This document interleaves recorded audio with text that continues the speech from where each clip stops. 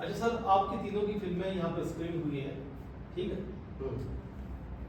तो ये जिस तरीके की आप लोगों ने फिल्में बनाई है, ये बहुत मुश्किल काम है कि जिस तरीके की फिल्में फेस्टिवल में चलती है, जिस तरीके का आप लोगों ने ये सब्जेक्ट एग्जीक्यूट किया है, तो चाहे वो फाइनेंशियल इन्वॉल्वमेंट हो, चाहे टेक्निकल इन्वॉल्वमेंट हो, तो ये बहुत ही अपने आप में बहुत ही मुश्किल काम है।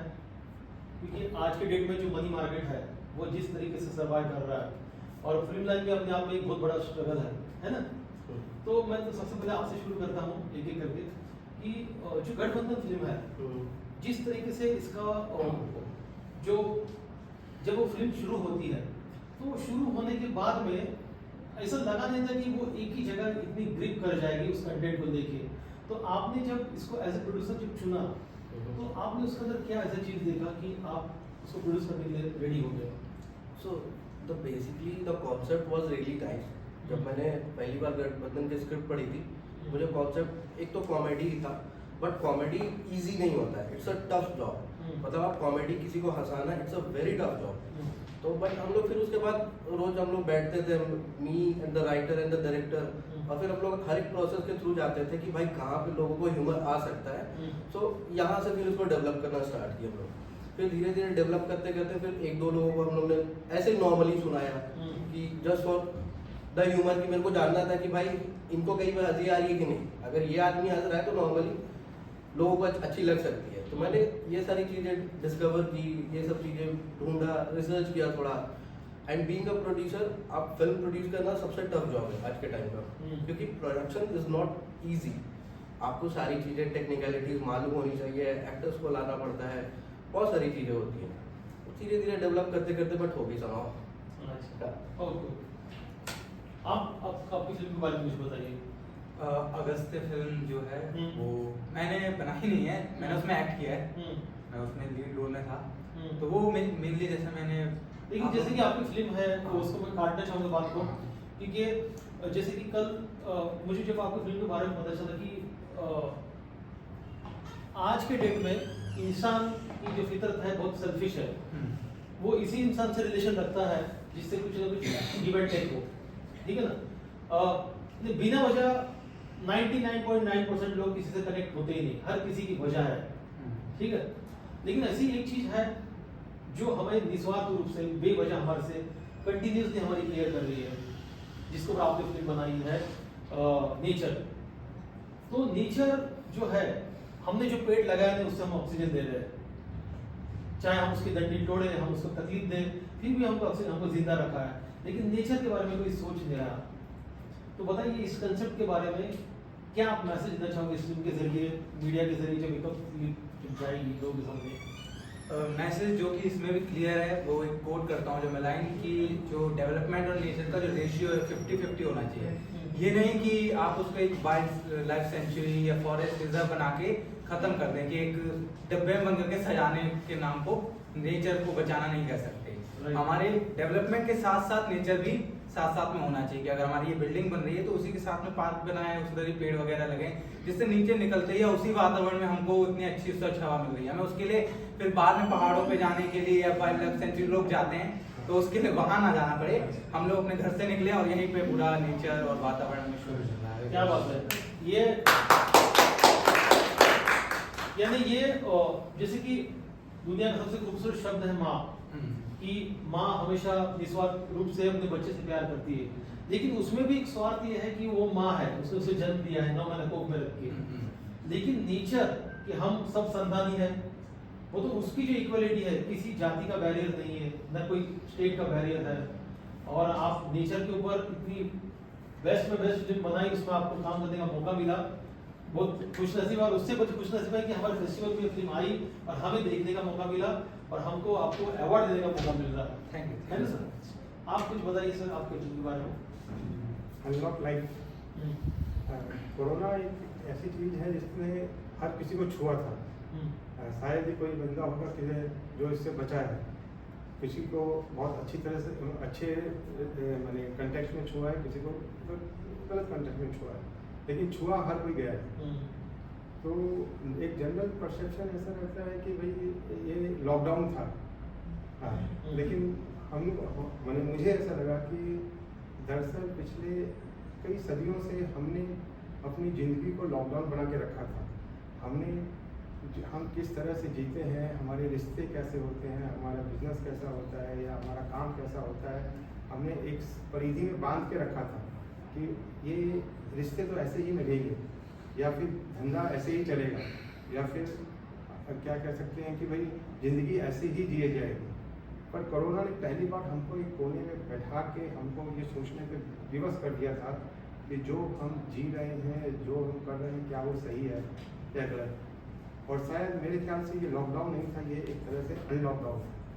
तो जिसको मैंने अपनी फिल्म की कहानी के थ्रू कहने की कोशिश की है कि अनलॉक जिंदगी। आपने फिल्म डायरेक्ट की है सर? जी सर बहुत अच्छी। आपकी जब फिल्म हम देखते हैं तो एक चीज़ पता चली कि अक्सर अभी जैसे कि अभी सुसाइड रेट्स बहुत बढ़ गए, डिप्रेशन के रेट बहुत बढ़ गए।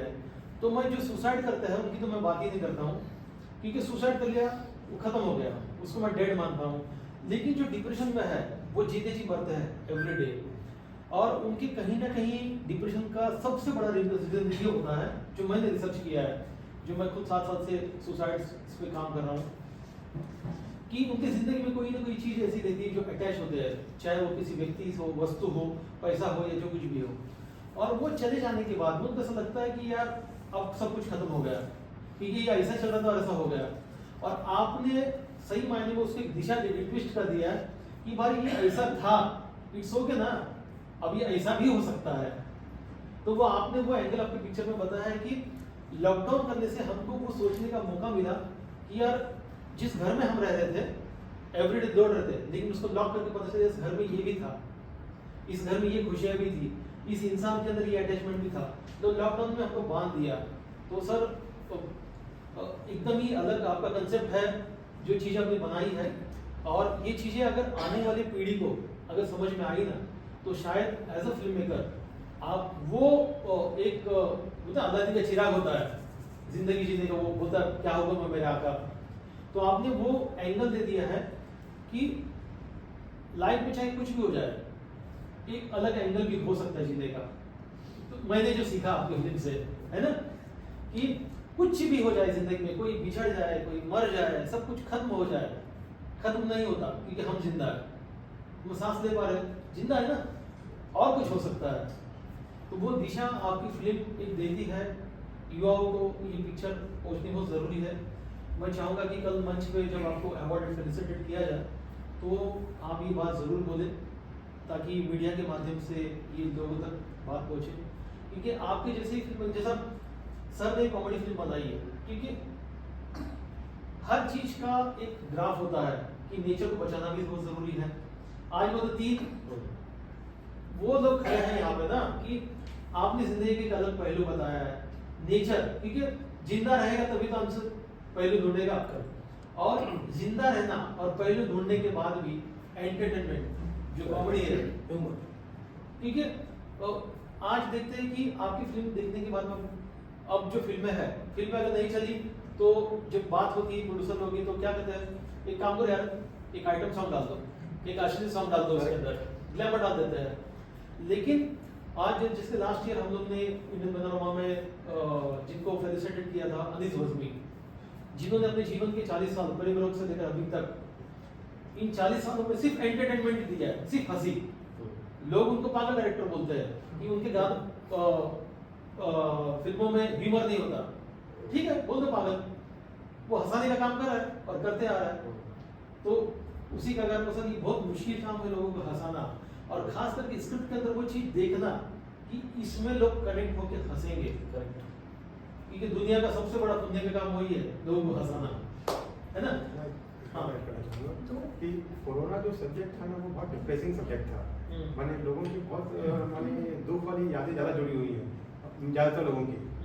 तो मुझे वो कहानी को ह्यूमरस तरीके से पेश करना था। अगर आप मेरी फिल्म देखेंगे तो आपको पता नहीं चले कब आपके चेहरे पे स्माइल आ रही है और कब आपकी आंखें नम हो गई है। हमने वो कोशिश की है वो बैलेंस करने की कि इस तरह की, और ये रियल कहानी पर आधारित है, ये सच्ची कहानी बात है, ये रियल स्टोरी है कोरोना के टाइम में जो हुई थी। और मैंने लोग हमसे पूछते हैं कि बस आपने कोरोना में शूटिंग कब की थी, मैंने कहा यार ये पूरा रिक्रिएट किया था हाँ हमने ये कोरोना में शूटिंग नहीं हुई थी ये शूटिंग। तो ये जो क्या मैं कहने का मतलब कि बोले हमारे लिए सबसे टफ था कि ये दुख भरी कहानी को ह्यूमरस तरीके से कैसे पेश की जाए। और आज पता नहीं अभी आपने इसमें देखी है तो नहीं, हम वो- कितना सक्सेस हुए नहीं हुए हैं वो जब एक खाली गली में से वो लड़की जब एक कोरोना का आपने जब शॉट पहले आता है आपका, तो ये सवाल मेरे दिमाग में आया कि यार ये शूट तो बाद में हुई है, ये तो बात पता चल गया, लेकिन आपने क्या किया मैक्सिमम उस चीज को रिकॉल करने की कोशिश की है कि फिर से वो कोरोना के माहौल में वो सन्नाटा, जी, जी, पूरा वो जो recreate शॉट्स, हाँ। तो इसके पीछे आप मुझे पता है बहुत मेहनत लगी होगी, बहुत आपकी वेटिंग एज अ डायरेक्टर, क्योंकि मुझे पता है कि जब हम एक 3 साल पहले का युग जब फिर से रिक्रिएट करते हैं तो आपकी मेहनत इस मैं दाद देता हूँ सर तो इसके लिए एक तालियां हो जाए।